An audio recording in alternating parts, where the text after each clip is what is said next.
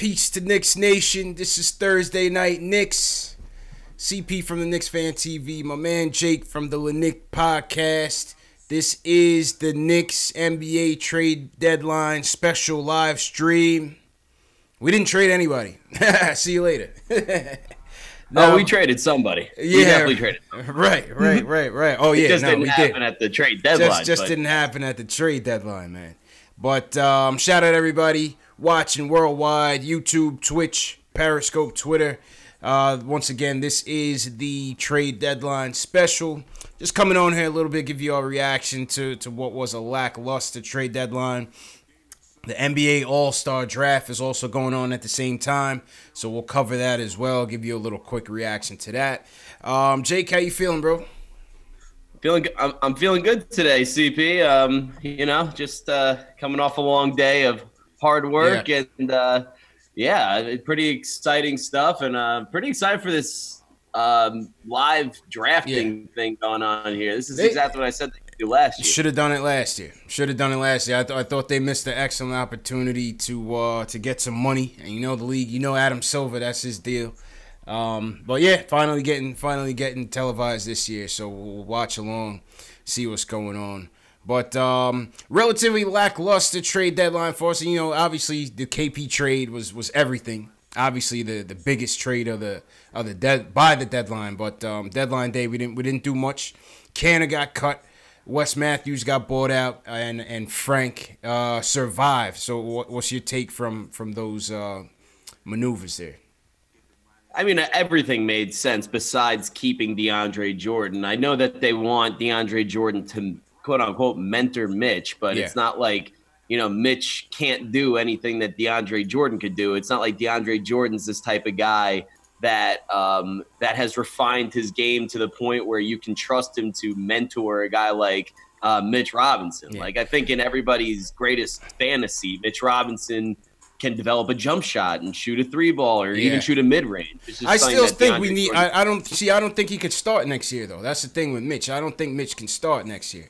So I kind of wanted somebody. If DeAndre Jordan comes for $20 million less than he's making, I give him the vet minimum. You know what I'm saying? He's making $22 million. That's way too much. But yeah, I mean, there's no doubt about that. I'm not saying DeAndre Jordan can't be at least a decent fit moving forward, but. But, yeah, I mean, just in terms of a tanking effort, it's a little disappointing to see DeAndre Jordan stay there because I think he definitely makes our team immediately better. I like DeAndre. He's a good player. Yeah, no, I like him. And I think, you know, Fizdale definitely is rating him. I think, obviously, they probably will consider him if Kevin Durant comes, and we'll talk about KD's tirade in a little bit. But, you know, a lot of the moves, I didn't expect us to make any moves. Like you said, Vonleh was probably the most likely to get us back something that, you know, might be worth a little bit. But even he regressed past couple of games. You know, his stock definitely dropped a little bit. Moutier, I didn't think we were gonna get anything for. The Canna trade, I thought the salary was just way too much. You know, I knew the buyout. You expected the buyout to come. And Wes Matthews got bought out. He went to the Pacers. Good piece for the Pacers. I mean, the Pacers need some pieces right now after Oladipo. I mean, they looked like a very serious contender there for a while. Yeah. And obviously, I have a pretty close affiliation to them, as you can see. I'm rocking my IU Hoosiers today. But, you went to Indiana. You went to Indiana with Vonleh and them, right? And Oladipo on them. I used to call games for Vonleh when he was on the IU basketball game. That's essentially my first year in broadcasting. Yeah, that's Vonleh, Yogi Farrell, all those guys. Yeah, I called a lot of games for him. Oh, play by play.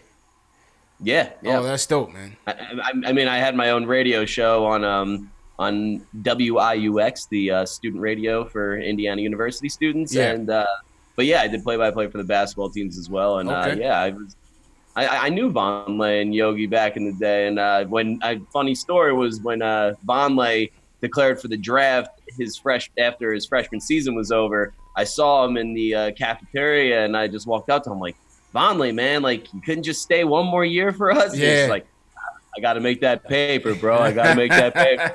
Like, no doubt, bro. I got you. Yeah, nah, that's what's up, man. That's definitely dope. Somebody in the chat, Jamon Pascal, says he's a graduate at IU as well, man. So you got some fellow alums in the chat. Shout out to the chat.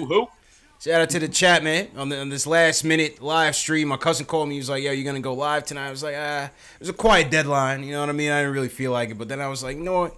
I'll just throw in a little hour. We'll give some people a chance to call in, weigh in on the deadline. There's still definitely a lot to talk about. Oh no, it's a lot to talk about, man. A lot to talk about. I mean, you know, it was a very slim chance that this AD trade was gonna go down, whether it was us or the Lakers. But obviously, AD stands firm in New Orleans. We know Boston is promising the Pelicans some sort of package in the summer. So basically, Danny Ainge is like, yo, listen, we're going to go through this playoff run with all my pieces. And then in the summertime, we'll talk. We'll see who I'll give you. I might give you Tatum or something. What do you think? You know, you got to give Danny Ainge just a lot of credit because he is the type of GM that the Knicks just never had. First of all, he makes smart moves as opposed to stupid moves. Yeah. But the correct radio term for what Danny Ainge has is stones, and they drop down to the floor. Yep. AD's dad came out and literally said he doesn't want his son to end up in Boston. He doesn't trust Boston. He doesn't think they're a good business.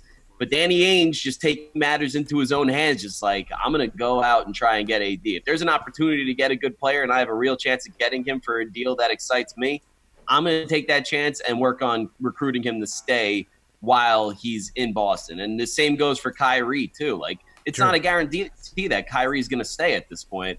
Yeah. And Danny Ainge is just putting all of his chips into the middle of the poker table. Yeah, you're right, man. You're right. You can't count out Ainge. You cannot count out Ainge. He's been an executive of the decade. I didn't think that, there was going to be any chance after AD's pops basically torched the bridge. But here we are. You know what I mean? Here we are. And I think it's going to end up coming down to, first and foremost, they wanted no parts of the Lakers trade. There was no way they wanted to give the Lakers what they wanted. No way. The funniest part about that is, like, if this is true, the Pelicans front office should be celebrated because, LeBron was doing his trade deadline thing where everybody is trying really hard to where he's trying to trade his whole team, shopping his whole team to try and get any superstar to play with because he's not the competitor that Michael Jordan was, but that's neither here nor there. If the Pelicans seem to not have any interest at all in shopping AD to the Lakers, and Windhorst and Woj came out yesterday and they said essentially that the Pelicans were upset with the Lakers tampering with AD, trying to recruit him to come over there while he's still under contract with the Pelicans. Something that LeBron has gotten away with a lot throughout his career because he is LeBron James. And just to, declare psychological warfare on the Lakers, tried to get the Lakers to shop their whole team. And you saw it last night, 2 nights ago. Like, LeBron sitting 3 seats away from his teammates on the bench. The whole team seemed to have turned against him, and the Lakers are in disarray right now. So credit to the Pelicans because that was a crazy, crazy move. That was their end game. Yeah. They weren't going to give LeBron what he wanted, man. They were not going to give LeBron what he wanted, man. And speaking of LeBron, the All-Star draft is going on. We see a couple guys off the board. LeBron goes KD first, obviously. LeBron best goes player in the NBA. Yeah, KD, LeBron, James Harden, Kawhi Leonard, and Kyrie Irving. The starters for Team LeBron. KD, LeBron, Kawhi Leonard, and Kyrie Irving. That's for Team LeBron. James Harden as well on that team. LeBron also picked Anthony Davis for the bench. Come on, man. It's over with, man. It's over with. What are we talking about here? LeBron's, like, alternate motives are so on display right now. Like, Giannis, this is what I love about Giannis. Giannis, he doesn't care. He wants to be, like, he's got Milwaukee in first place in the East. He is, like, his own person. Like, he's his own all-star. He doesn't want to be the beta on another superstar's team. And he's just picking because he has his loyalties. Steph Curry picked him first last year. He's picking him first this year. He likes Embiid, the foreign players. He gets Embiid. But LeBron, he wants to recruit people for the summer. So, he's picking KD. Oh, and he's got Clay. He just picked Clay. Oh, this is over. This is over, man. Forget about it. This is literally a recruit trip. Forget about it, man. All it is. Let's take a look at the Greek Freaks team. Shout out everybody in the chat. What's going on, people? Just over here chatting with Jake. Hit that thumbs up button for your boys. Definitely subscribe to the channels. Let's go to the phones, Jake. Let's see who's on. Wants to chat. Ed in New Haven wants to talk about why we should not trade for Anthony Davis. Ed, how you feeling, bro? Hey, how's it going, guys? Chilling. What's going on? I wanted to make a couple points on this, actually. Yeah. Is it okay if I say them? Yeah. Well, first of all, you know, they're going to demand everything from us. Our young players, our top pick from this year, and our future first-round picks. Mm-hmm. Right? Yeah. You're going to have to pay. In my opinion, it's not a fact. Like, I think he really put the Knicks name in the news to put pressure on the Lakers to trade for him. So why would we want a guy who's using our name to get himself pushed around the league? Yeah, I mean, I think the Knicks talk is real, man. What do you think, Jay? I think it's real. So I don't know anything off top, you know, to say. Are we talking about AD in this situation? AD. Oh, well, the thing that I'm hearing about AD is that I'm trying to think of the potential trade packages that we could offer for AD. Because if you have a chance to get AD, you get AD. He's 25 years old. He's like a top 3 talent in the NBA. Mm-hmm. Yeah, he has those injury concerns. But what it all leads back to essentially is let's play the hypothetical game here. The Knicks get the number 1 pick in the draft, and consensus is that it's Zion Williamson. Do you package, Frank, Zion, and let's throw Alonzo Trier into this situation for AD? And in that situation, I say absolutely. 100%, but they're going to want everybody. No, they're going to want Knox and Mitch. You're going to have to put Mitch in the deal and Knox. All 5 of them? They're going to want that. They're going to want something heavy, man. They're going to want something heavy, man. I was anybody that follows my account, the Lennox on Instagram, Twitter, whatever, they know that I've been literally whining and crying for the past week over the KP trade. I hated it. Yeah. But what it was literally a play putting all their marbles into the middle of the table, shoving their chips into the middle of the table, saying that we are going all out for KD and Kyrie or Kemba or whoever it is. And, if it wasn't for the Knicks' history, I wouldn't mind the plan. But we've tried this over and over again. Never works out. Never works. But if you get KD and Kyrie, then, you sell every other part to get AD in that situation. Because you have AD, KD, and Kyrie. You would put the whole house on it. Oh, absolutely. You get those 3. Those guys are top 10 talents in the NBA. I'm not doing it, man. And then and then what else? That's a mistake. What else? Who's on the bench, Jake? You're going to give up all the young players, all your assets, all that flexibility out the window. I mean, look at what LeBron has been doing the past 10 years of his career. I mean, he went to the Heat. They had 3 max contract guys in the top 10 of the NBA in their primes. And then the rest of the team was filled with a bunch of guys that were vet mins and a couple guys. That's different, though, Jake. That's different. That's a different guy, man. That's a different guy. Can I make one more point? Yeah, go ahead, Ed. One more point.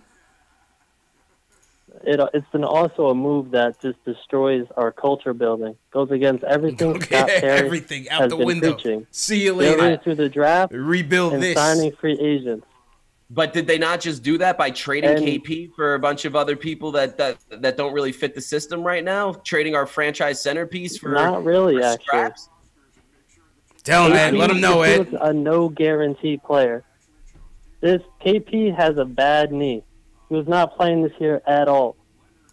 He didn't prove anything on the Knicks as much as we were in love with him.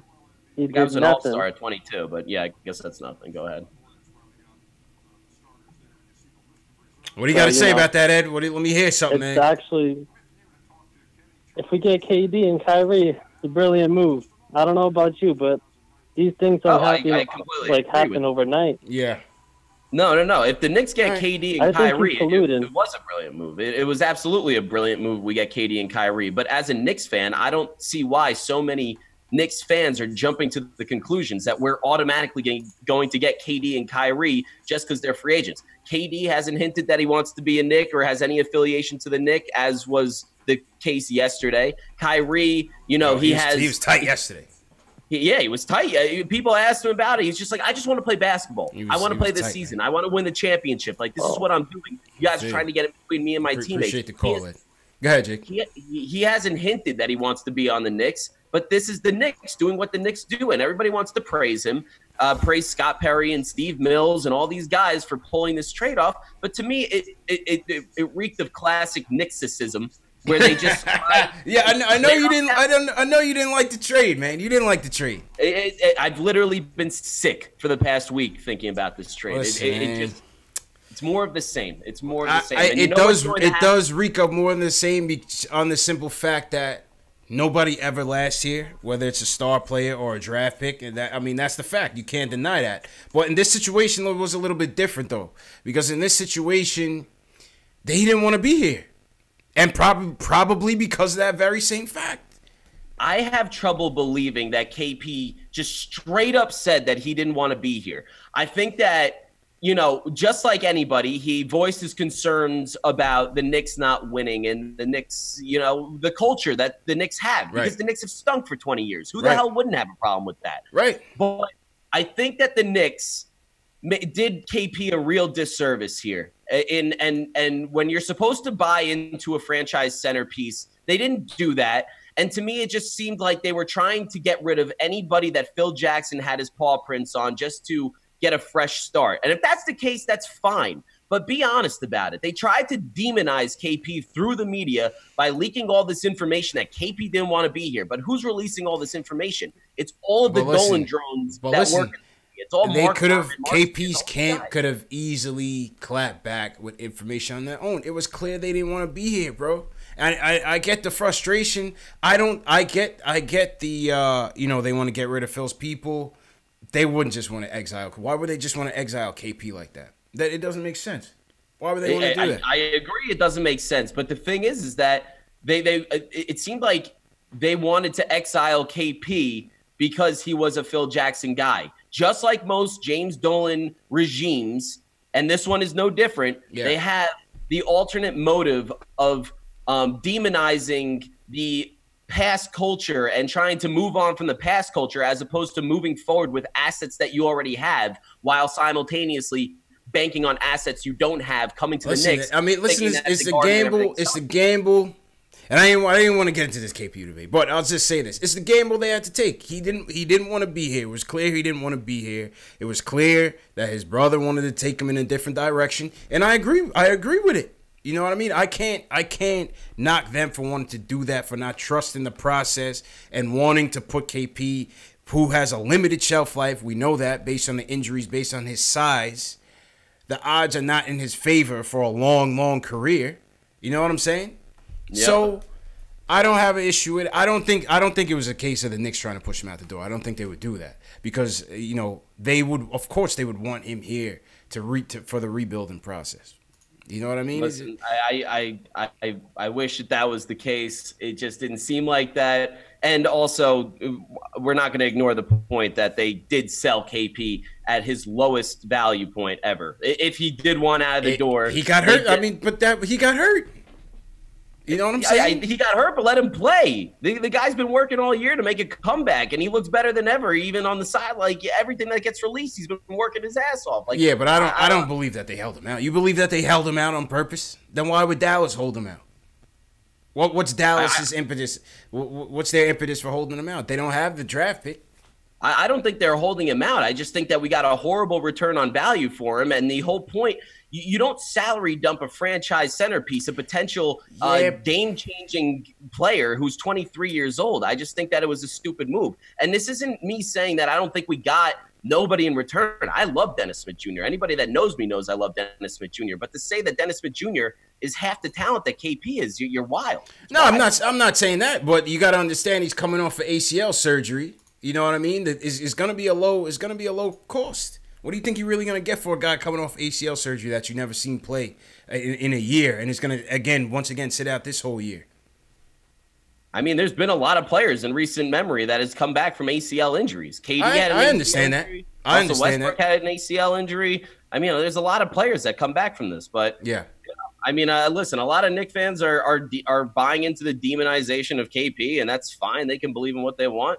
Just what I believe in. I just think that this is more bad business and more leaked information about, one of our star players. This is now the second star player in the last 5 years that have parted ways with the Knicks and got pretty blasted through the media. And I think that people like KD and Kyrie will see this and ultimately not want to sign with us because they see what's going to happen to star players in New York if they are unable to win a championship. And that worries me a little bit personally. I mean, listen, all fair points. It's all fair points.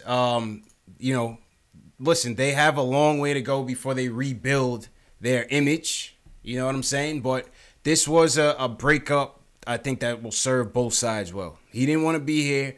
Get him out of here. Listen, obviously the goal is going to be to get these two players in the offseason, maybe get AD as well.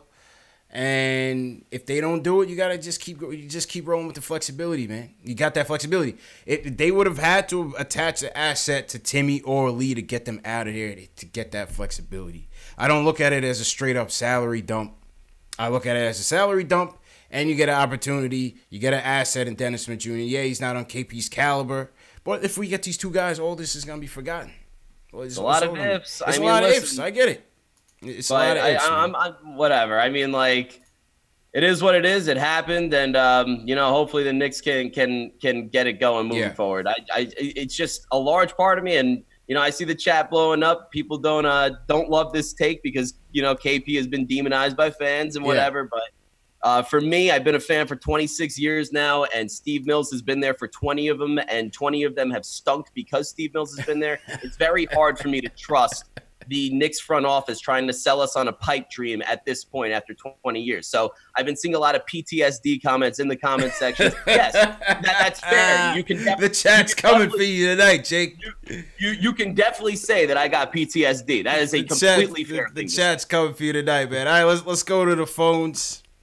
Back to the phones. Shout out everybody in the chat. Anybody new, just give me a hashtag new so we can shout you guys out. All right, Max, you're up next, man. What did you think about this lackluster trade deadline and yeah, man, everything else? What's good?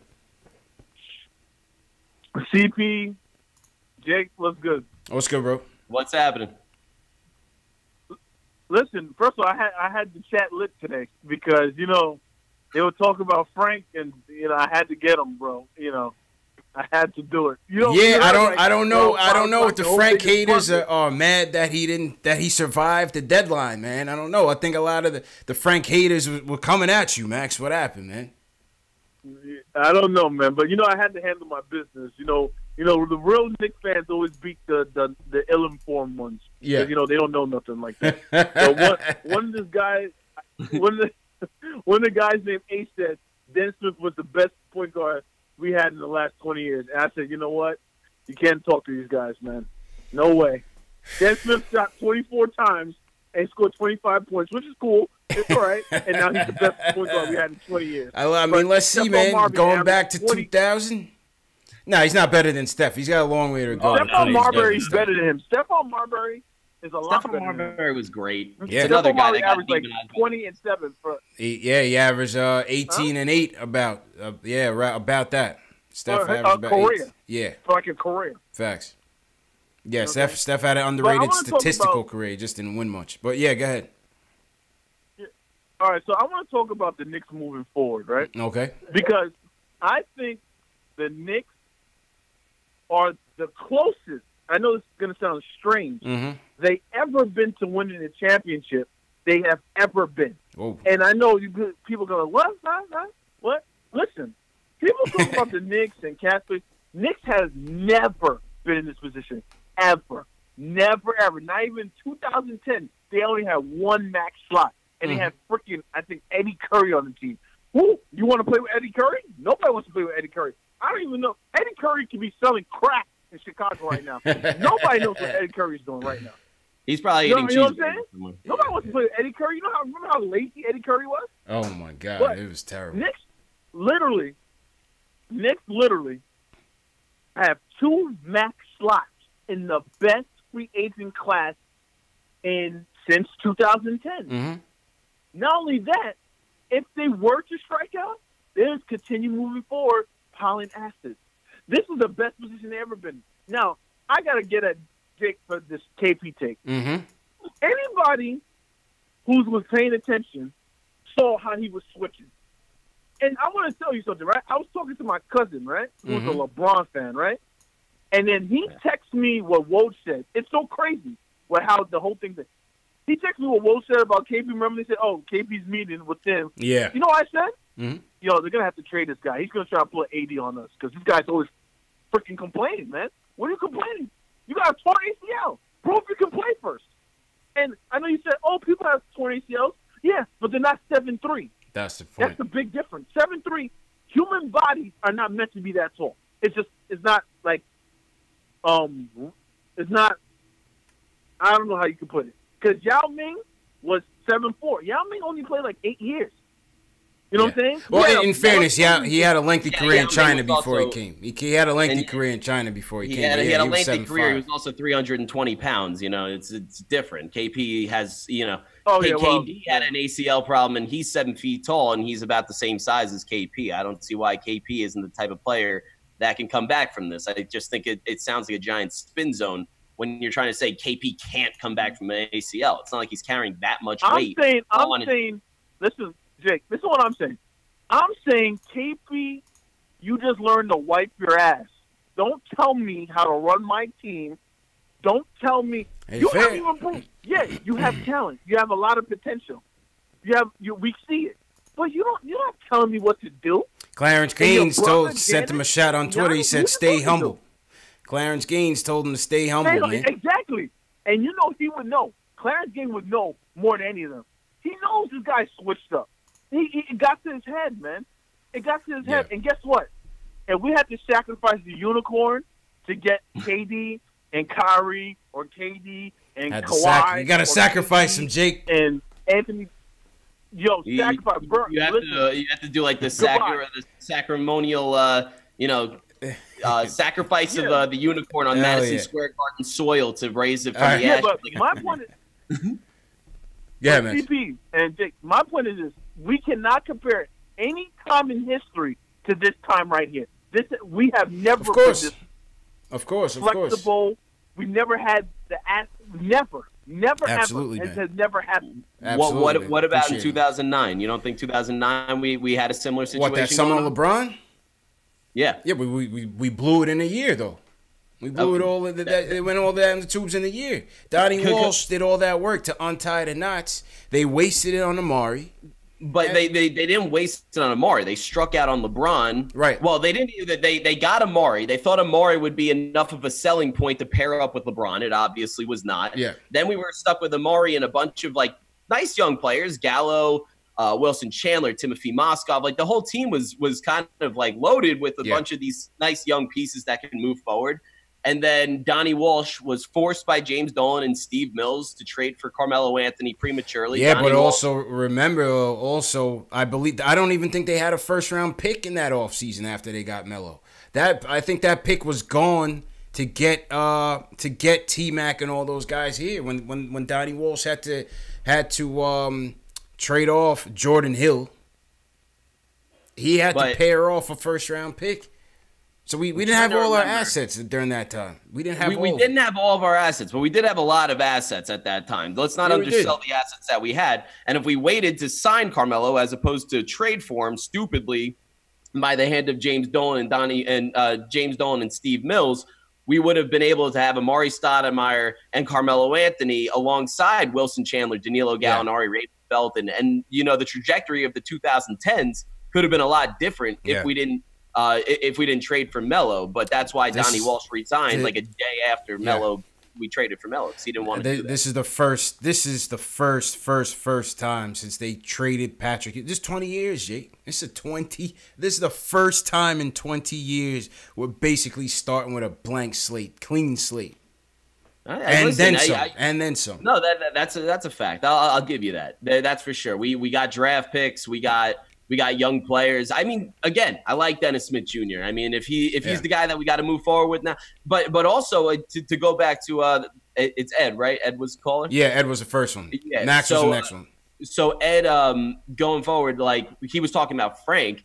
I know that this team's really trying to move out Frank because, again, I think that they're really trying to clean the slate of Phil Jackson players. The Euro train that we had going for us, I think, is kind of going out the door. Mm-hmm. But I think moving forward, like if you draft Zion or RJ or whoever you have planned, if you get the number 1 pick in the draft, I think Frank's a really good fit next to Dennis Smith Jr. I think he's an ideal fit because Dennis Smith. I want to see it.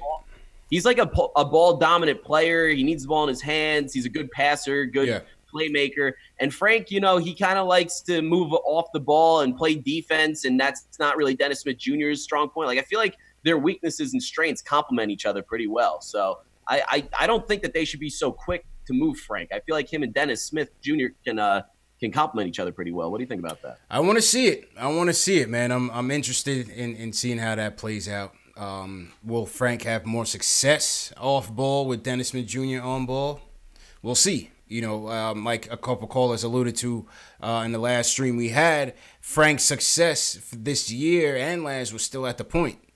You know, even though they try to force him at the 3 at times and at the 2 at times, is his best play this year, which is very limited, was still at the point. So let's see. Let's see what happens. But I think obviously Dennis Smith Jr. he's on the clock. We'll see what happens coming up in the draft, and we'll see if they can get it together. Once again, shout out to everybody in the chat. This is a impromptu live stream. I just hit up Jake and say, you know what, let's get on and talk about the draft. Shout out to everybody in the chat. If you're new in the chat, give me a hashtag new. Shout out to Jay, who's new. Ronaldo Reyes. We have Gertz Spirdovikis from Latvia. We got Latvia in the building, Jake. Shout out to the guy in Latvia. You're not forgotten. Yeah, man. Yo, there's people from Latvia still watching, man. We got people from France in here. Shout out to France in the building. Must be some Frank fans. You know what I'm saying? Vive la France. Vive la France. Absolutely, man. Absolutely. All right, let's go back to the phones, Jake. First up is Jermaine from New Jersey. He wants to talk about the future, and he wants to start ISO. Jermaine, what's up, bro? Hey, listen, Jake, CP, what's going on? First time messing with y'all podcast, man. It's definitely good to hear some Knicks fans out here talking some real business. Of course, appreciate it. Let me just say this. Mm-hmm. I'm gonna just say this from rip, man. It's times like what we're in right now in these last few years, which is why I really have a dislike for bandwagon fans, because these bandwagon fans are not living and dying with every trade rumor, with every release, with every signing, the way true Knicks fans are. And it's crazy how they come out the woodwork if and when we do get good. So for Knicks Nation, you know, keep on loving our team the way we loving our team, and we all know who's been there from day one. Yeah, man. So I'm gonna go there. I'm gonna say that first. Second, I'm gonna say this. As it relates to AD, I wouldn't really put all our chips in the middle of the table and do any and everything possible to get him to the Knicks. First of all, he's injury prone. And second, if you take a real unbiased landscape of the East moving forward, Milwaukee and Philadelphia may be the only teams who are perennially in the playoff race moving forward for the next 5 years, especially if Kyrie leaves Boston. And see, Jake, this is why I say you don't make that AD trade. It's because we're still going to be behind the 8 ball, bro.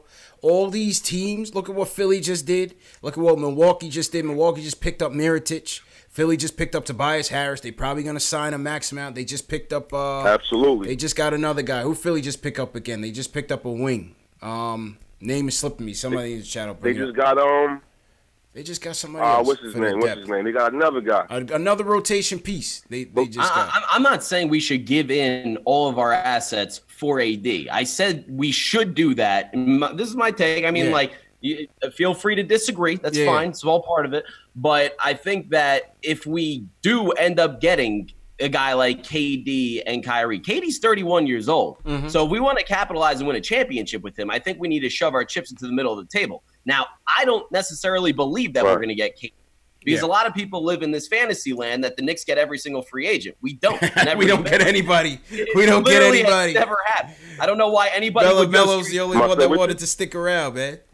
But that's my thing. Like, if you get KD and Kyrie and you're ready to compete for a championship right now, I think AD gives us our best chance to become title contenders as opposed to the slew of young talent that we do have now. And then moving forward, you compete in the East. You'll be at Yeah. the top of the East for at least 3 good years. Yeah. And then moving forward, you got AD, who's a Knick now, and he could be a Knick for life, and he's only 25 He's years only old. 25. I get that. I get So that. you can build a team around him. It's fluid. It's Yeah, not go like, ahead, you know, go ahead, it's Jimmy. end-all be-all. So. Go ahead, Jimmy.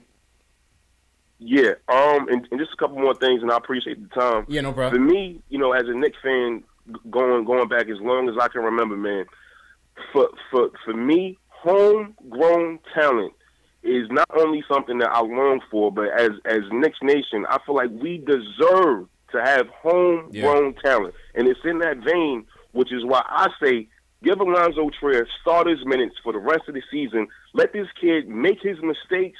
Let this kid find out what his signatures moves are and are not. Mm-hmm. Let him build his confidence and play in this league and bring him back next year. An incredible player. And, like, let him be something that we've always had, that we drafted, that we saw something in, and let him be ours. Let him be part of whatever championship run we ever make in the future. I want that so badly. And also, too, it may be idealistic, right? But for me, I'm holding out hope, even though all the Knicks history tells me not to. I'm holding out hope for the whole KD, Kyrie, Zion situation. And I refuse to let anybody knock me off of that belief. And until I know for a fact that that's not going to happen, then I'll accept that reality then. But right now, as a Knicks fan, all we've ever had was hope, man. So that's how I'm looking at it. Appreciate it, Jermaine. Appreciate it, man. Jonathan Simmons was the guy I was talking about. Jonathan Simmons was a good pickup for Philly. Jonathan Simmons. So they got Tobias. They got Jonathan Simmons. They going for it. Philly's going for it, man. You gotta respect what Philly's doing right now. Yeah. They're, like, you want to talk about shoving your chips into the middle of the table. They're not taking any. I mean, like, whether or not Jimmy Butler is the cancer they say he is still out on the table. But you're going to add another perennial all-star to the situation. On top of that, like, you know, you don't know how that's going to work out personnel-wise. So Philly's going for it. You saw Milwaukee just traded for Mirotic, so they trying to build on the depth. And then you saw Toronto trade for Gasol. Toronto got Gasol in there. What do you think about that trade? I think it's incredible. In terms of the Atlantic, because, you know, us Knicks fans, I think we're so, like, consumed with how bad we are for so long that we don't, like, look at our division as actual competition. We kind of look at, like, the bottom of the NBA as competition to compete for draft picks with. But the Sixers and the Raptors are both in the Atlantic, and they both made gigantic moves to get pretty damn better than they were before today. A lot better, man. Marc Gasol, he's one of the best defensive centers in the league. He can also stretch the floor and shoot a little bit. Better than Valanciunas. Much. Valanciunas stinks. Valanciunas had that one good year about 2 years ago that he fell off. Oh my God! You know, Valanciunas is one of the most overrated players in the NBA. But you pair Gasol up with Kawhi, that's already a defensive, you know, twosome that can wreak havoc. But then you also got Kyle Lowry, who's a player. You got Pascal Siakam, who's a player. Like, these guys can ball, man. Like, Raptors gonna be good, man. So no, I was actually talking about with some friends today. The Eastern Conference playoffs is gonna get real juicy. Get scary, man. It's gonna get crazy. Facts. So the All-Star draft is over with. Yo, team LeBron wins again. I don't know what the freak was thinking about, man, when he put this team together. So it's Greek Freak, Steph Curry, Kemba, Joel Embiid, Vucevic, Westbrook, Blake, Jokic, Paul George. It's not that bad, but I mean, it's an all-star team. Yeah, it's not going to be Chris Middleton, D'Angelo Russell, and Kyle Lowry. I don't know. Damn, he got like all the point guards on the team. He got 5 point guards on the team. I mean, LeBron doesn't want to draft point guards because he want to have the ball in his hands. So. Yeah, it must be, man. So let me see what team LeBron is looking like here. Oh, that's a player pool.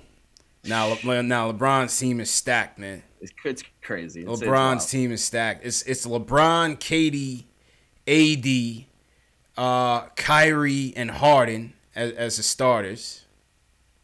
No, AD's off the bench, actually. Go figure. AD's actually off the bench. Well, he was a reserve, so he's got to come off the bench anyway. Yeah. All right, here it goes right here.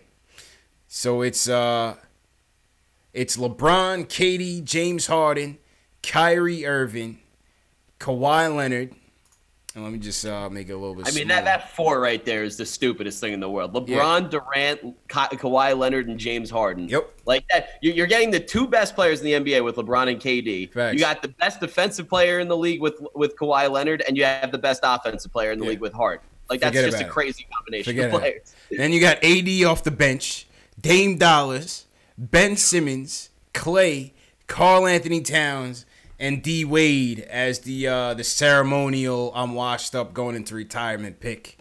And then him and Dirk will get their ovation and change jerseys. I love the washed up pick off between Dwayne Wade and Nowitzki. Yeah. Obviously Giannis got the foreigner, and obviously LeBron got his boy. Like that's just how it goes. How did Luka Doncic not make this All-Star team, bro? It's a catastrophe. That's a travesty, man. It's not right. He definitely deserved it. But didn't he get voted in?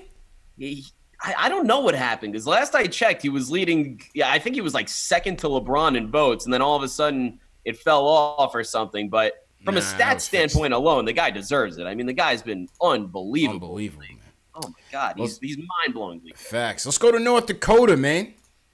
I'm cold just thinking about that. Marshall, what's good, bro? You want to talk about DeAndre Jordan and the deadline? What up, brother? Yo, Marshall, what's the weather like in North Dakota right now, man? Oh, it is -6, and it feels like -31. It's cold, brother. Wait. That's Fahrenheit? Even still, if it was Celsius, it'd be worse, Jake. Oh, my God. Oh, man, if I can send you guys pictures, yeah, you guys wouldn't, yeah. Say that again, -6? -5? Yeah, -6, but it feels like 31 with the wind chill. Oh my God! Oh my God! Man, I was hearing about that part about a week or two ago. They said it was -70 with the wind chill. Jesus, that's crazy. Oh yeah, dude, it was horrible the last couple of days ago, but it was all right. But you're out here long enough, you learn how to deal with it. You know what I mean? So. Yeah, of course, man, of course. All right, so what's your point, man? I just have some general questions, man. So, okay. So I've been listening to you guys' YouTube station here for about a month, and I think it's the best YouTube channel out here for just NBA and just for Knick News and everything like that. So I like how you have the setup going. I don't think anybody else on YouTube has a good setup like this. So you guys just keep doing what you're doing, and then hopefully you get more subscribers. So I'll definitely be a subscriber. Appreciate it, for man. a long time, brother. So appreciate that, Marshall. Hey, no problem. And then second general question, I think DeAndre Jordan, Knicks keeping DeAndre Jordan's a good move. Mm-hmm. I like that he's a veteran. He's been in L.A. He has the experience of the bright lights, of a major, metropolitan city. So he's going to be able to handle, the bright lights of New York and hopefully be able to attract other talent towards New York. And I'm just a hopeful Knicks fan for the future with these young players and everything like that. So I'm always positive about the New York Knicks. It's just, and it goes back to, like you said, it's building a culture and everything like that. And I believe that also with building a culture, you have to sell the city, just like LA sold LeBron. LeBron had a house out there. He was doing like all his off the court ventures. Mm-hmm. So I think maybe if we had somebody to sell off the court ventures and like really get somebody to sell their brand, in New York and like expand their footprint, that will be a major win for attracting high dollar, high value, targets as far as talent and everything like that. I don't know. Because you always talk about culture. I don't think anybody's ever talked about selling the city. Like they sold LA to LeBron versus like Miami, you know what I mean? Because it was Miami. They had Dwayne Wade down there. They had the city, bright lights, That's nice true. weather. I think all that stuff like that. You know what I mean? Yeah, I hear you, and appreciate the call, Marshall. Stay warm out there, man. Definitely stay warm. I think the difference is, Jake, is a couple things. I think LeBron already had aspirations of being in the entertainment business. He had his own production company. He's got Mav Carter running that whole thing. They have the agency business, which Rich Paul is making, which I'm sure LeBron is getting a kick out of everybody's contract that is on the Clutch Sports right now. You know what I mean? Which is funny. So he already had those aspirations, but I think for here, it's got to be about basketball, man. It still has to be about basketball. Like these dudes, they know what New York is about. Some dudes don't want it. you know, you heard Paul George say it. Paul George was like, yo, I'm good in OKC. Even J.R. Smith said it. You know, even though Joe couldn't know it with his weak ass. It was like, oh, New York is too lit for me. You know what I'm saying? You know, I had to throw a little elbow. No, I can't stand it. I like it. So if there's one person you could throw jabs at constantly, it's Joe. Yeah. No, I think in this age, the market, like we've seen, the market, it means less to these players, I think, but it has to be about basketball. We have to sell these free agents on our young core, on the flexibility, on the coach, and on the management philosophy that we're going to bring forward into the future, man. Yeah, I mean, it definitely has to be about basketball, especially like the Knicks. Like when you think about Knicks, you think about tough basketball still, even though we're 20 years removed from it. Mm-hmm. But, you know, North Dakota, you know, it's funny that North Dakota brings up the weather because he brings up a fair point. Like we're talking about multi-millionaires.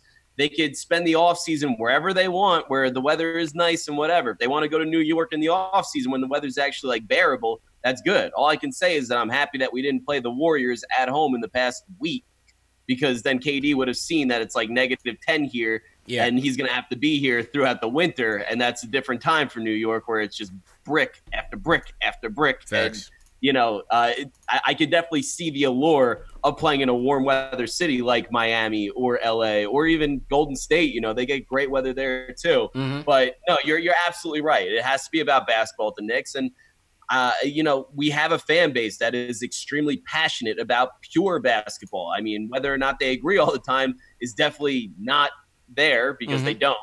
But if there's one thing at the end of the day that Knicks fans can all agree on, it's when they see good basketball or not. They haven't seen it in a while, but if they do see it, they'll know it. Yeah. And, you know, even after last night, KD's comments like, man, you guys are trying to attack me in the media and this and that. I'm just trying to play basketball. Mm-hmm. Like, people said that was a bad look for New York. I didn't see it that way. You see, me neither, because people think that it's a bad look because New York's media can be so ruthless, which they are. But the thing is that I think that if any superstar brings any type of winning culture to the Knicks, we're going to have such a long leash for them. Like, it's so easy to be the superstar of New York, or at least the Knicks, maybe not the Yankees, but the Knicks, as long as you're winning. If you're winning, the media is going to treat you like a god. When you're winning, they love you. Exactly. When you're winning, they love you. When they're losing, it's over with. And I've seen that with one of the greatest to ever walk these city streets, man, Patrick Ewing, man. Yo, them days, I don't know if you remember, you might have been a little bit too young days. And yo, them days, bro. Article after article, back page after back page. It just used to show Patrick Ewing, knees wrapped up in like gigantic bags of ice, trashing them. I mean, we ran him out of town, man. It was terrible. It was terrible how we treated him on the way out. I was young, but I definitely remember the latter stages of Ewing. Yeah. But I was born into this Knicks stuff, not so much by my family, but just because I guess my brain just gravitated to the Knicks for whatever reason. Yeah, that's good. But Patrick Ewing was the first like idol I had in my life. Like I worshipped him. Mm-hmm. I worshipped the ground he worked on. He was a god.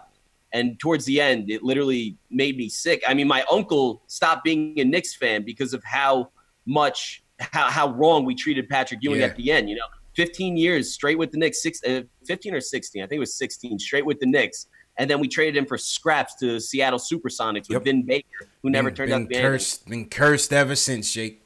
I mean, it was the first. It was the first of a laundry list of bad business moves that the Knicks made because you know superstars see that stuff and they're like, "Who the hell would want to play in New York when they treat their stars like that? It's not right." Absolutely, man. And shout out everybody once again in the chat. On this KD topic, before we get to the phones, we're gonna get back to the phones in a second. On this KD topic, you know, basically they were saying, for those of you that don't know, just to give you a background, they were basically saying how since the KP trade went down, you know, KD was basically hiding from the media, was ducking the media after postgame, was skipping postgame press conferences. And last night must have been the first time that he met with the media in almost a week. And, you know, he let him have it, man. He let him have it. He basically said, he said, listen, I don't have nothing to do with the Knicks. I don't know why KP got traded. You know, I'm just trying to play basketball. And I thought he handled it well. I don't think it's a negative in our situation. I just think these guys are tired of hearing about it, man. These guys are tired of hearing about it. I think me and you were talking because I felt like this is summer LeBron on steroids. Only because of the expansion of media into social media now. Like, it was around when summer LeBron, but it's even bigger now. You know what I'm saying? It's way bigger. There's not a person in the United States that isn't part of social media at this point. And if they are, I certainly don't know them. Yeah. But I think that last night was kind of funny because you saw the two different approaches of how to handle the media. There was the LeBron side and there was the KD side. Facts. LeBron is a politician more so than an athlete. Like he is always trying to talk himself up to living up to his expectation when really, you know, LeBron coming into the league, if you said that he would have, you know, created super team after super team and wound up with 3 championships at the end of the day, you probably would have been unimpressed with his whole entire career. KD seems more of a basketball purist to me. Like he just wants his game to do the talking and he doesn't love the media. And I didn't have a problem with what KD said. So like you had LeBron last night sticking up for Harrison Barnes getting benched mid-game because he got traded mid-game. Yeah, he got traded mid-game. He tried to simultaneously take the side of the player while also bashing the team, while also sticking up for the team because he's actively shopping his whole entire team. It was a crazy, crazy Instagram post that made absolutely no sense. I don't know what was going through his mind when he was drinking that wine, man. He's drinking that extra aged wine, that vino. That's a fact. And like he was straight politicking the whole entire time. Yeah. And then meanwhile, you got KD getting up to the podium, like smashing the reporters, literally saying he doesn't trust them and he just wants to go out and play basketball. And I started getting to a debate with the kids that I work with about like the two ways that these were handled. And I said, I prefer the KD way any day of the week. Like, definitely. Yeah, maybe he doesn't, you know, mess with the media that much. He doesn't like the media, but what he said was true. And I believe it. You gotta leave him alone, wants man. To play basketball, you know, like I like that. You gotta leave him alone. Just let him play, man. These dudes are trying to win a championship. Like you don't. The whole thing. Of course, they're on social media hearing it every day. Of course, a teammate is getting asked about it every day. The media's got to get off of it, man. I mean, listen, media's doing their job. You know what I'm saying? I mean, the media's doing their job. You can't stop the media from doing that. They're going to doing their job. It's a hot topic. And they get paid to cover the hot topic because that's what people want to see. It's a big business, but at the same time, you got to understand it has to be a balance. You got to understand the player side of things. Let's let them play. Like the whole Kyrie thing last week when he was here was just cringeworthy, bro.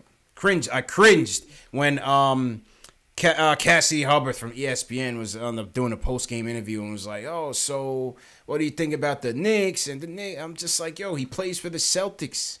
Like, ask him about his team. Yeah, right. Like, and that's honestly what turns people off to the Knicks, I think, in this weird situation because they get asked more about the Knicks than they do about how do you think about Draymond Green? Is his shooting ever going to come along? Like, and instead of like being able to stick up for his teammates, he's forced to talk about a team that he's not a part of.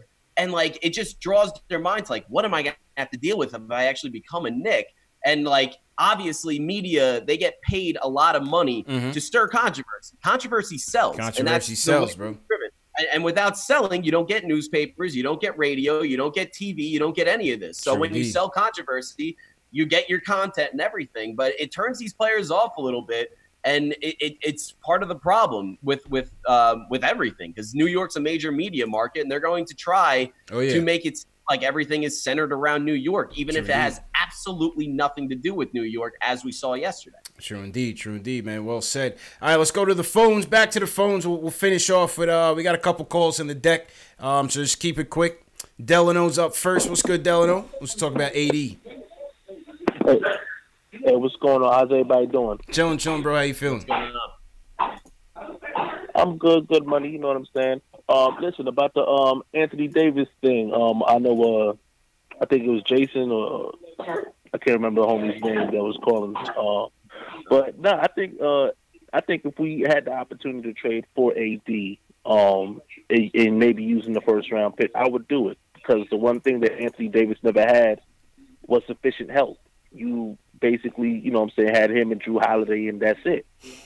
If we had the opportunity to get him along with Durant and another top flight free agent, then you've given him more help than he's had in his whole career.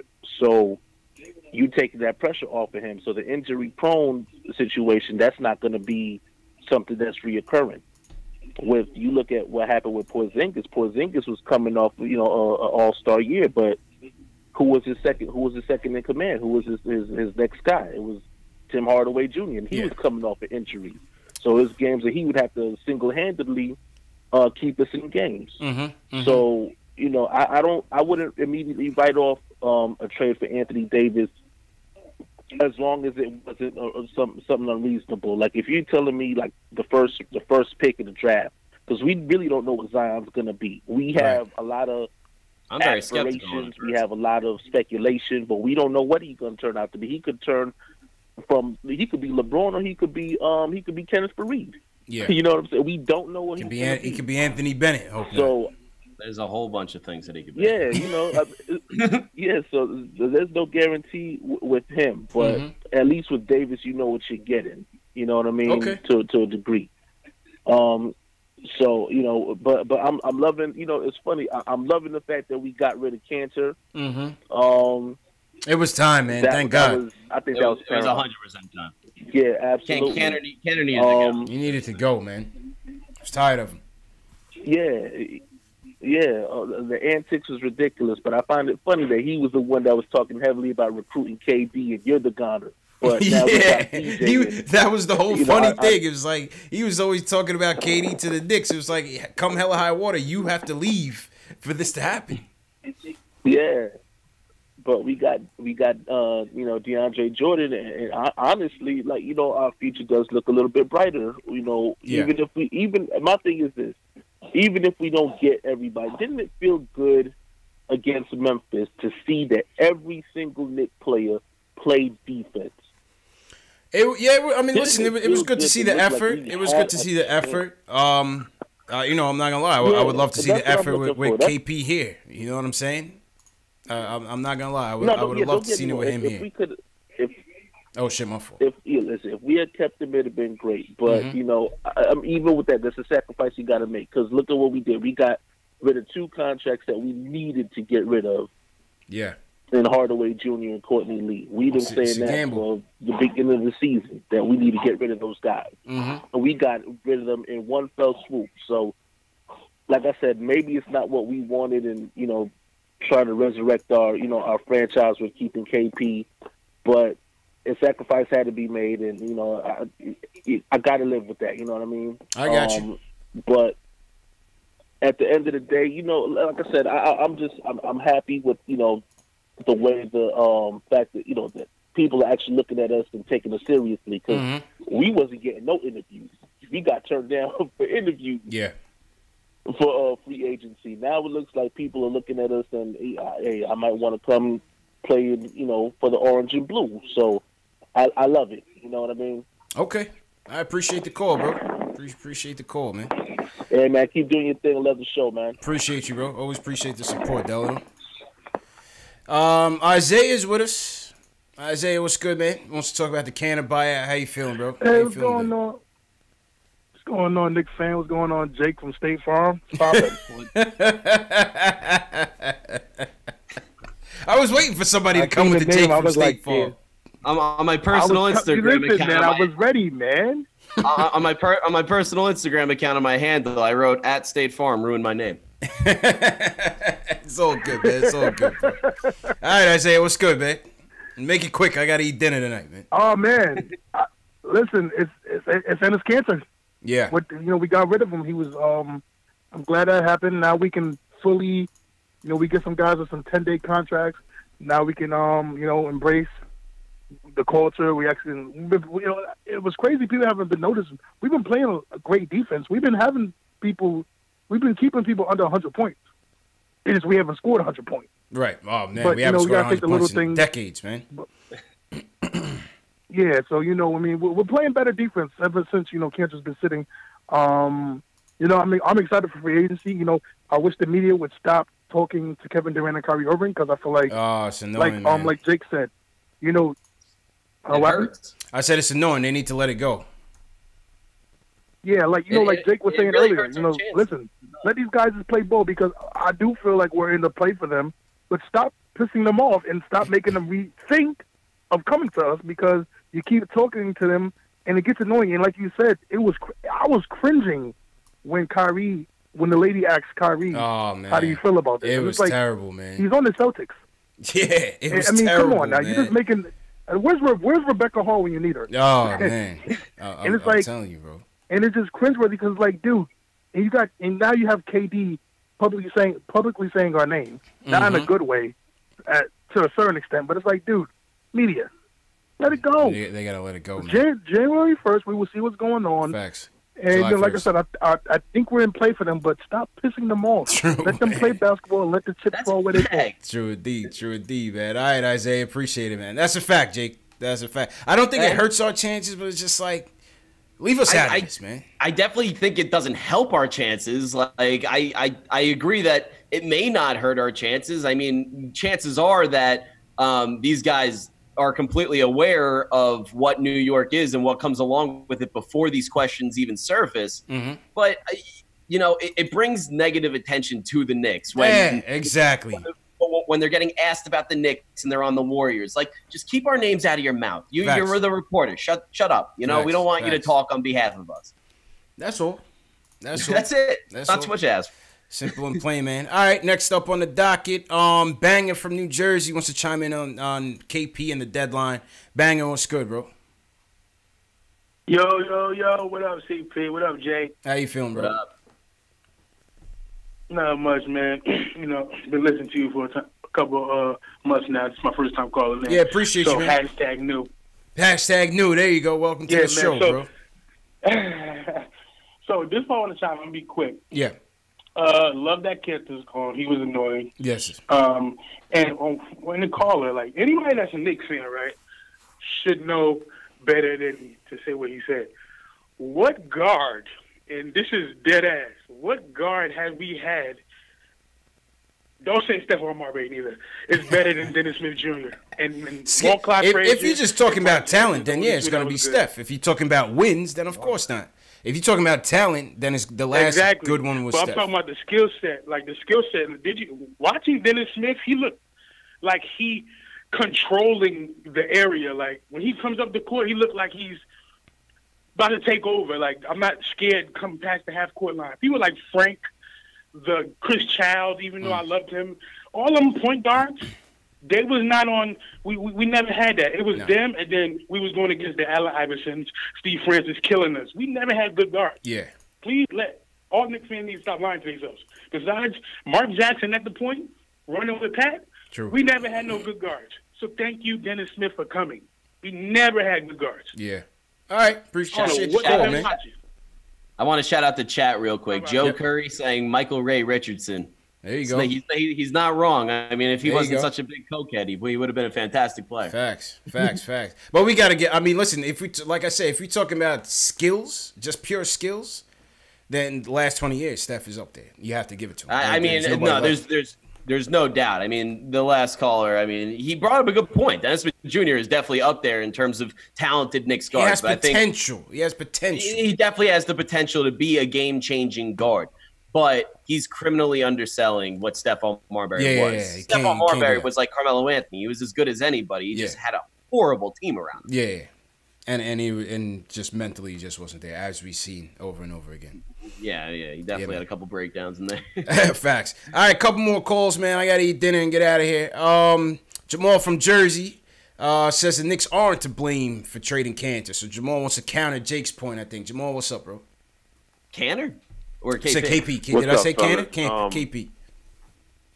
Yeah, I was just talking about the KP thing, which I'm basically over, but he ran himself out of town. He overplayed his hand. He wanted his family and friends and everybody working for the team like Carmelo and Steph had. Mm-hmm. And he just was disgruntled for a guy that never played. And he was injury prone before the ACL. So I'm just glad our front office was ready and moved him out like a smooth criminal. And now we can move on. There we go. My second thing is guys are absolutely insane if they think Stephon Marbury wasn't the truth, because he was. Stephon Marbury was better than Dennis Smith Jr. Ross Strickland was better than Dennis Smith Jr. Definitely. Mark Jackson was better than Dennis Smith Jr. Yeah. And that's just off the top of my head. Yeah, easily. The last thing DSJ got a long way to go, man. He's just potential right now. Yeah, people are like selling themselves on Dennis Smith Jr. after 125-point performance. Like, you got to relax. Right. I like him. Don't get me wrong, but come on, Nice, let's keep our shorts on here. Mm-hmm. The last point is with free agency, especially with these guys like LeBron and KD level, these guys choose their franchise. You think these young millionaires that's at the top of their profession is really coming on meetings and stuff in the summer and you're selling them on playing here? These guys have brand and business partners that tell them, listen, if you play in New York, this will grow like this. You will sell X amount of shoes. There's no pitch that you're giving these guys. Yeah. They already got that it. make them want to play for you. Yeah. It's predetermined They know where what they're going. Yeah, they know what they want to do. They know this They know already. what they want to do. Yeah, definitely, man. The public don't know this. LeBron chose to end his career for his second phase of life in L.A. Definitely. They did not sell him or pitch him on anything. No, that's true. That's true. All right, Jamal. Appreciate the call, man. Mike from Maryland's up. Wants to talk about the KP trade. Mike, what's good, bro? What's up, man? First time caller. How y'all doing? Good, man. Welcome to the show, What's bro. up? What's up? All right. Couple points real quick. When everybody come around and say the Knicks strike out in the free agency, I just disagree. One time we had LeBron. Of course, he struck out, but who did LeBron meet with? He met with the Knicks. Yeah. He was one of the people on his list. One of the only, 3-4 teams. It was, if I remember right, it was the Knicks, it was the Nets, it was Miami Heat and the Bulls, and then maybe the Clippers. I don't remember if the Clippers were in that group. Maybe the Clippers. AD trade, Knicks is on the list. Kyrie Irving trade, Knicks is on the list. We had one other opportunity.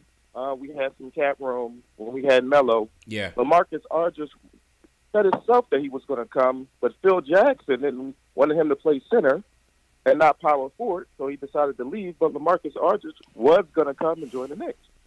I don't know how sure that was, but he did say that was one of the reasons why he didn't want to meet. Said that. LaMarcus Aldridge said he strongly considered coming to join the Knicks, but the whole thing with Phil Jackson and he wanted him to play center and KP to play power, he decided to move on. But he said he was strongly considerate. Yeah. He met with the Knicks. Mm-hmm. We canceled the meeting at the last minute inside Robin Lopez. That was Phil Jackson's stupidness. But he canceled the list. Every free agent that ever was available when we actually had cap space, we had meetings with. That's all you. Yeah, can but ask Mike, for I need signatures, Mike. I need signatures. No more talk, man. But how many opportunities have we had? We need to cash in now, man. And I remember in my lifetime. We need to cash in and appreciate the call, man. Jake, we need signatures now, man. That's what I'm saying. Like, enough talk. There's so many media-driven storylines that, they have a short list. The Knicks are on it. If I had a penny for every player that had a short list, I would be a wealthy man. Every single player wants to play for the Knicks. Nobody comes to the Knicks. Nobody comes. Say how many times we struck out on free agency? You could say almost infinite times. I feel like every player wants to his point, to his credit, all right? All right, I'll give him his point. LeBron, the second time around, LeBron didn't even give us the meeting. So that the only time we had the meeting with LeBron was 2010. I'm talking about the guys that even just I'm talking about anybody. Literally. I'm talking about dudes that actually meant make a difference. KD, that first time KD when he left OKC for Golden State didn't give us the meeting when Phil was here. Yeah. And it was LaMarcus Aldridge. It was those three. LaMarcus Aldridge, trying to remember. And I don't even consider LaMarcus Aldridge anything that all spectacular, but I'm just talking about high caliber profile players that were within our radar within the last, say, 10 years. Yeah. And most of that time we didn't have the money for them anyway.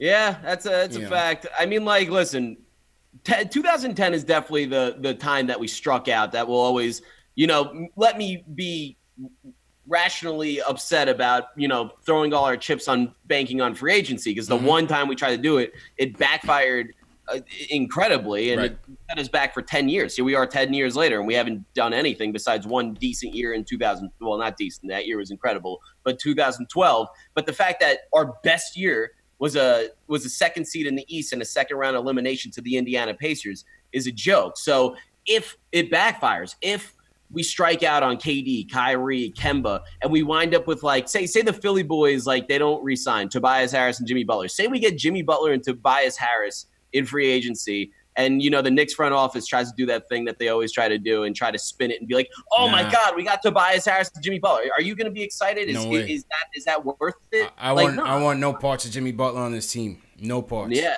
I want no parts of Jimmy Butler on this team. And this is part of my KP trade take, is that the only way that this trade pays off in clearing up cap space is if the Knicks have inside information that they are going to get KD. Yeah. The only way it works is if you get KD and some sort of combination of, Kyrie, Kemba. I wouldn't even say Kawhi is off the table, but you need KD in this situation. You need to land the superstar, and you put the chips in the middle of the table by trading KP. And if that doesn't happen, I'll probably be upset. Hey, all fair points, man. All fair points. Once again, shout out everybody in the chat. Hit that thumbs up button for your boys. If you haven't subscribed to the channel and you're first time watching, we had a lot of first time callers today, so appreciate the first time callers. But if this is your first time watching, this is Knicks Fan TV. You're also watching this on the Nick of Time show. Jake is from the Knicks podcast. We're giving you that Knicks independent media, unbiased takes, and this is the home for you, man. If you're a diehard Knicks fan, you have to subscribe to the channel, hit the notification bell so you don't miss any future shows. Today's episode, we just recapped the trade deadline that wasn't for the Knicks. Obviously, the KP trade took all the wind out of the sails, and today was just parting ways day. Today was buyout day for Enes Kanter and Wesley Matthews. So those guys are moving on. Thank God Canner's gone and Matthews wasn't here long enough for us to really care. So, yeah, man, that's the story. These shows are also available in audio format. For those of you going to work tomorrow, you missed today's show. It's in audio format, Spotify, Google Play, iTunes, Stitcher, on the Knicks Fan TV. We also replay these shows. For those of you that want to chat live with other Knicks fans from around the world, these replay into the morning and into the next day. So you'll have an opportunity to still watch this on a replay, but still chat with other Knicks fans. All right, Jake, let's take two more calls and then we'll cut out. Let's go to JJ from Brooklyn. He wants to talk free agency. JJ, what's going on, bro? Hello? Yo, what's good, bro? Yo, what's going on? How you guys doing, man? Chilling, man. How you feeling?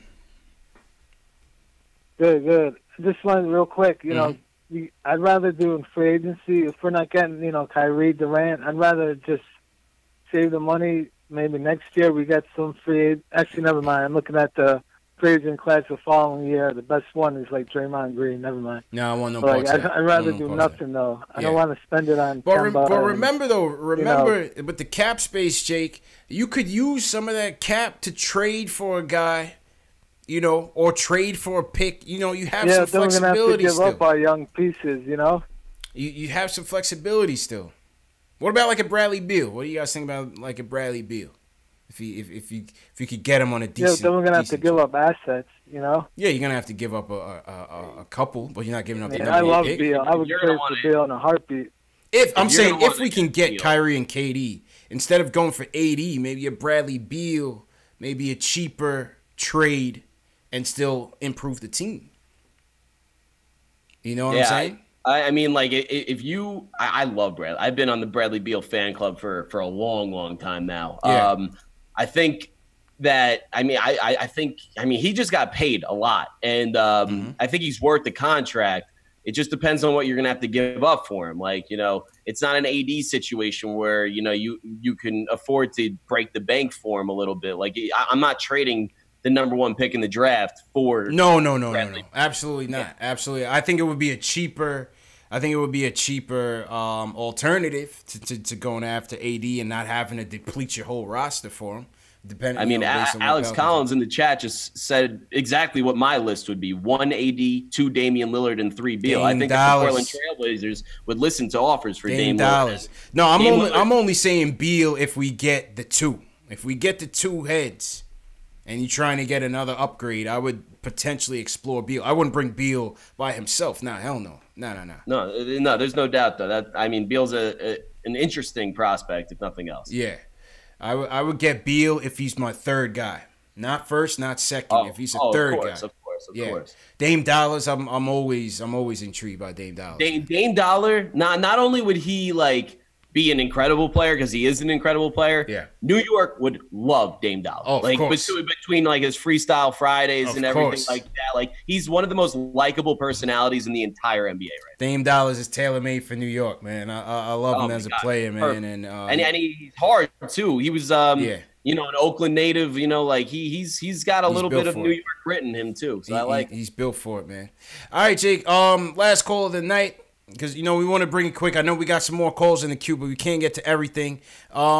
This one's a different one. Dr. Shaw from Nashville wants to talk about how social media kills sports. Dr. Shaw, what do you mean, man? Oh, man, I mean, I know it's a touchy subject and all, man, but, you know, think about the clubhouse for the players. It's like how KD, he didn't go on no rant, but damn, you know, enough's enough. Yeah, you know, they don't want to hear about that, man. And and Stephen A. Smith and all them on the daytime shows, what all they talk about? Man, I ain't never seen that so many people talk about LeBron every day. Yeah. They didn't do that to Kobe and Shaq, man. Yeah. Damn, so what do you think about Knicks Fan TV, man? I mean, I mean, not, you know, I die orange and blue in Nashville, man. Trust me. All right, cool. I love y'all. You know what I'm saying? But Yeah. it's just like you know how to you know how the social media is. Of course. Clown each other. Now, if I was on the league, I don't know if I could tell them they can't have no cell phones and no shit like that. You know, but excuse me, but good. It's just a lot with social media comes along with it, and it get into like the D'Angelo Russell situation. Yeah. You see what I'm saying? That's like the younger generation, man. And the clubhouse need to remain in the clubhouse regardless of what go on. Right. Nothing social media should be putting out there, and it's an influence, fellas. You know what I'm saying? I know it's touchy, but it is what it is on that. Yeah. But hey, as far as the commentary with all what y'all do, I love it. I appreciate it, man. Appreciate it, man. That's what it is, baby. Dr. Shaw, man, hold it down in Nashville for us, bro. Sure will. Yes, sir. All right. That was Dr. Shaw. And Dave, I'm going to shut down the phones and before we close out. Yeah, I mean, listen, he has a point, right, Jake? I think the social media is a double-edged sword. I think it sometimes it could be information overload. As players, obviously we're not in the player's shoes, but obviously as a player, where your every move, your every thought, your every assumption is scrutinized, overanalyzed, embellished. You know what I'm saying? It could be a detriment. Yeah. It could be a detriment. Oh, no, there's no doubt that the social media time that we're in right now is it adds a new dimension to sports. I mean, I can't say that it ruins it necessarily, just because, like, you know, you personally can get off of social media if you are so inclined to. All these NBA players, if they wanted to block out the noise, they can literally block out the noise. They can shut off their social media. They choose to be a part of it, and it's part of the game at this point. I mean, whether you're promoting your businesses, promoting yourself, whatever it is. But I don't think it's as hard as people make it out to be to not be a part of this social media thing. I think that we all want to be a part of it. So collaboratively, we are a part of it. You know what I'm saying? Part of it, man. But all a part of it, man. And, you know, listen, as long as we doing it to promote good, we're promoting the Knicks. I look at myself as an extension of the team, a promotion of the team. They don't get the fans involved like we do. You know what I mean? This is what Knicks Fan TV is all about. It's all about building a community of fans to get their point across on the team. Because we are an extension of the team. You know what I mean? We are the sixth man. We pay for the seats. We pay for the jerseys and all the memorabilia. We ride with the team, blood, sweat, and tears. You know, 10 wins and all, tank and all. That's what it's all about, man. But good show, Jake. Good show, man. I'll let you sign out. So, you know, promote your shows. Let them know where they can find you at, man. All right. Well, we're going to be teaming up with CP and Knicks Fan TV. My brother and I will be coming live. Our podcast is going on YouTube Live shortly. We just figured out all the technology, so give it a week or two. We will release our first videos. You can subscribe now, get your early access. The Lennox, that's LEKNICKS. We're going to be on YouTube Live, and we're going to have an audio version on Soundcloud, TuneIn, Stitcher, Apple Podcasts, iTunes, so wherever you want. You can find our podcast at, and yes, sir. Thanks for having me on, CP. Appreciate you, Jake. Last minute impromptu stream, and shout out to everybody for watching, man. We had a good turnout today, maybe about 400 people. So shout out to everybody that watched the impromptu trade deadline show. Tomorrow night, JLs will be back. Knicks Pistons post game live right here on Knicks Fan TV, right here on the Nick of Time show at 10 p.m. Eastern Time. Friday night, Knicks as usual. The merch is up. For those of you that have been copping merch, copping your Mitch Please tees and hoodies and all that, there's a link in the video description to the merch. Shout out to everybody who's been supporting on that light. And once again, man, this show is available in audio format for those of you who can't watch it on YouTube whenever at your convenience. It's on Spotify, it's on Google Play, it's on iTunes, it's on Stitcher, on the Knicks Fan TV. So definitely check out the show in audio format. Follow me on social media, man. Knicks Fan TV, Facebook, Instagram, Twitter. I'm on all three actively, so whichever we use the most, hit us up. The Twitter group is going well. Shout out to everybody who's in the Twitter chat. I'm going to open up another one. I think we've reached the max, which is 50. So I'm going to open up another one. The way you get into the Twitter chat is share this show on Twitter with the hashtag PostGameNYK. It's coming across the ticker right now. PostGameNYK. Share this video on Twitter with PostGameNYK is the hashtag, and I'll throw you guys in the Twitter group tonight. All right, so until then, man, I'll see you guys tomorrow, man. Peace.